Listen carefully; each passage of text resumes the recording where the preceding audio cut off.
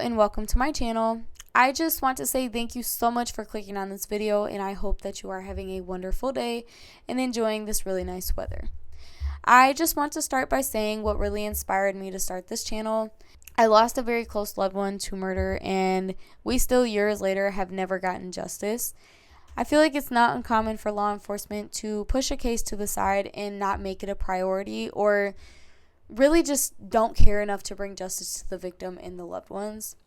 I know that other channels have helped get the word out and help get justice, so if I myself can help a family get the justice they deserve, that is what I want out of this channel. So with that being said, let's go ahead and dive right in. You may already know about this case that we are talking about today, or maybe have seen his picture on billboards, because there is an active manhunt for him currently. And I do just want to give a heads up before we start that this case is extremely hard to hear. I honestly didn't even want to do a deep dive on it because it's so sick, but I felt it was important because these sweet, innocent victims really deserve justice. And like I said, there is an active manhunt for him right now, so the suspect still has not been caught. 32-year-old Travis Decker, who is from Wenatchee, Washington, was in the Army from March 2013 to July of 2021. And it was said that he actually served in Afghanistan from March to July in 2014. He transferred to the National Guard in 2021, but the Washington National Guard has said that Travis has a current pending disciplinary discharge because he was not showing up to any of his monthly drills. The last drill he showed up to was around a year ago, so clearly it's been a very long time. He was married to a woman named Whitney Decker. They had 3 children together. They had a 9-year-old named Peyton, who is described as having a very positive and outgoing personality.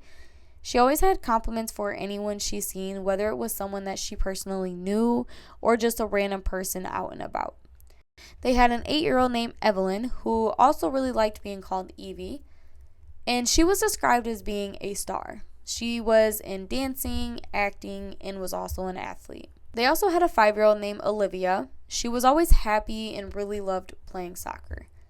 Travis and Whitney were married for a total of 7 years before getting a divorce back in 2022, which was actually finalized in 2023.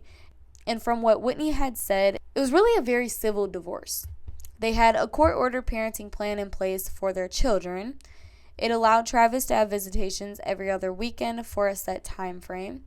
Fridays, he was allowed to have them from 5 p.m. to 8 p.m., and Saturdays from 11 a.m. to 7 p.m., and Sundays from 9 a.m. to 5 p.m. He could not whatsoever have any overnights with the girls because it was said that he was often homeless and staying in campgrounds and hotels. It was also said that he had to get rid of his dog because of his housing and financial situation, so definitely not the ideal situation for kids. Whitney said he had an amazing bond with their 3 daughters. There was really nothing wrong with any of the visitations. The girls really loved spending time with their father, and I mean, who doesn't, especially at that age? Travis has also been dealing with very bad PTSD and borderline personality disorder. Travis didn't have steady income and owed Whitney and child support, and his whole life revolved around his kids and his dog. So getting rid of his dog and going through this custody battle had to have been a very hard situation on him. So he has a lot going on at the moment. He lost his wife, his home.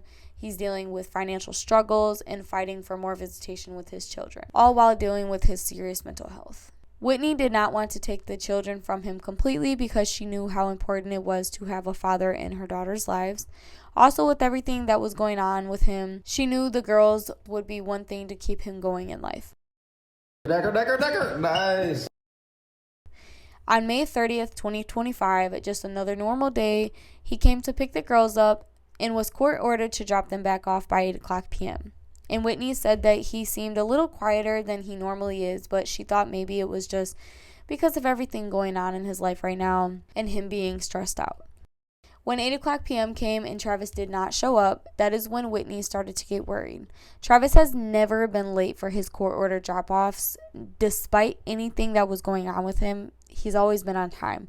She tried calling and the calls weren't getting through. Her messages were being left unanswered. And again, this was not normal behavior at all from his end. And this brought so many different thoughts to her mind of what could have happened to her children.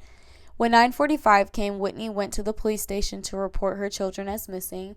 She told them she didn't know where they could start looking because, again, Travis didn't have a house. He was staying at different hotels and campgrounds, so nobody really knew where to start.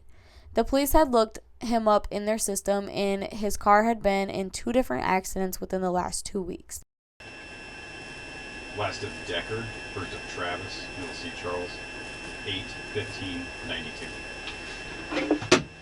1946. 125 coming service. This was news to her, so this really raised more alarm bells in her head, thinking that maybe he got into another accident with them in there, or it confused her. She didn't know about these accidents, and this was the first time hearing about it. And listen to this. A statewide endangered person alert was issued, but not an Amber Alert. I guess investigators said criteria hadn't yet been met, which makes no sense at all. I see this happen way too often, and it doesn't matter if it was the parent that has them or not.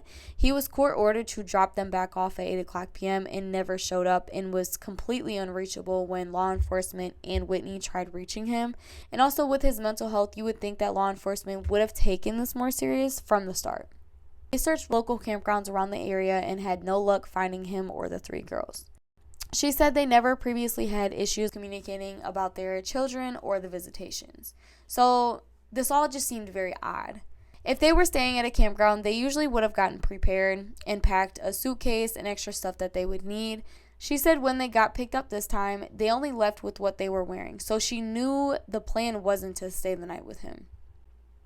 The girls also had an event planned that morning that they never showed up to, so that grew more concerns.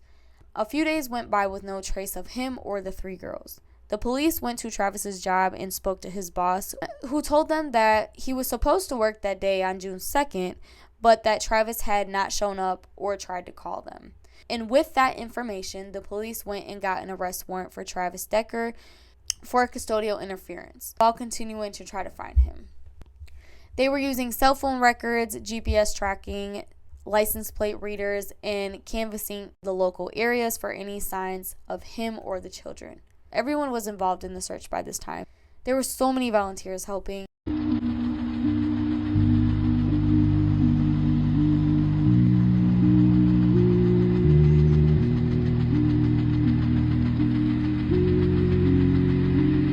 And after all the searching, they finally found his truck in Rock Island Campground in Washington, and nobody was in it. They were searching around the truck, and unfortunately, they made a very sad discovery. I want to give a warning that this is very hard to hear. They found all 3 girls who were suffocated with plastic bags over their heads, and their wrists were zip tied. This is just so sickening. I don't understand how a parent could do this to their own kids.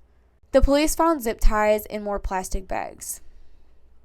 On the tailgate of his truck, they found something that looked like 2 bloody handprints. The blood was tested, and one was a male, so I'm assuming it was his own blood, and the other blood was from an animal. So I guess people don't really know if it could have been his dog or not. They also found an abandoned tent right in that same area that looked like it was recently used. Travis is considered to be armed and dangerous. He does have survival skills and had previously spent more than 2 months in the backwoods living off-grid. They released videos and pictures of Travis from the last few days before the disappearance.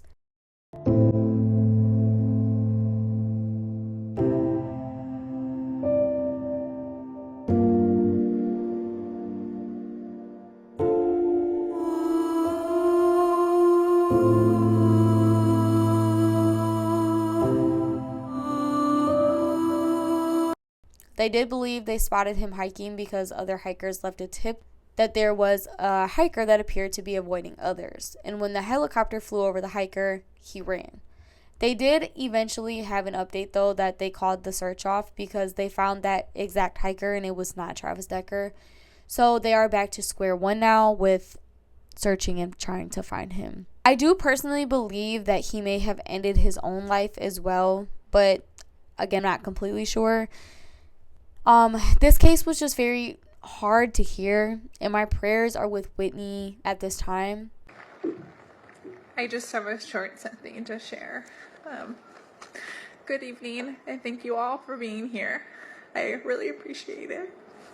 You all look beautiful, and I know that Evie would have loved to ooh and ah over all of your outfits. She would have been amazed by all the color out there and just thought you guys look fantastic. You know that Peyton would have sought each and every one of you out to try to find something to give you a compliment for. She did that for everyone, whether it was in the grocery store or at school or with me, always telling me, "Oh, you look so beautiful, Mom. I love your earrings," or whatever it was that she could find. I wanted to share a means of connection the girls and I had that I think allowed them to have such warm and open hearts to the community around them. After my divorce, there were a lot of feelings flowing through my house. As you could imagine, me going through a divorce with 3 small, tiny women. Some of the feelings were easier to talk about than others. Through the girls' time with Children's Home Society and some incredible therapists, we discovered the 3 feelings. At night, during their bedtime routine, I would ask them what 3 feelings they felt during that day. No feeling too big or too small, and what was going on when they felt those feelings. For Peyton, she always had more than 3, consistently eager to tell me about every minute of her day. She was always interrupting her sisters to make sure I knew every single one. For Ev, we would talk about her feelings one-on-one, right at bedtime, because she wasn't always ready to share them with her sisters. And for Olivia, we were still working on how to describe all of her feelings, but beyond a shadow of a doubt, one was always happy. Even when I tried to avoid telling my feelings, which is so easy to do as an adult, I feel like, the girls, one of them would always say, "Wait, Mom, you didn't tell me what yours were," and make sure that I too would tell them what my 3 feelings were. I'm so thankful for the time that I had with the girls and how the 3 feelings allowed us to connect when the world slowed down. And it really gave me an inside look into their day. I believe doing this with them allowed them to come into the world with open hearts and kindness. I hope that you are all able to do some version of the 3 feelings with your loved ones. Thank you everyone for being here tonight and the outpouring of love that you have shown me and my family over the past few weeks. I truly hope that the legacy of the girls' lives lives in everyone's heart forever. They were incredible.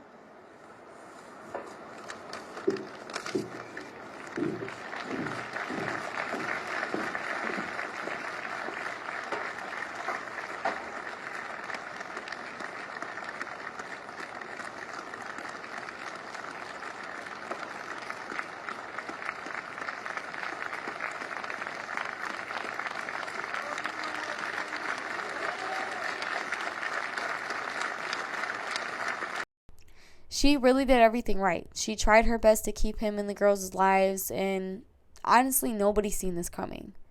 What are your thoughts on this case, and where do you think Travis is, or if you think he is even still alive? And again, if you are not already, please subscribe so that you do not miss any future cases. Share this with your friends and family so that everyone knows to be on the lookout for him. Thank you so much for watching, and I will see you in my next video. Stay safe.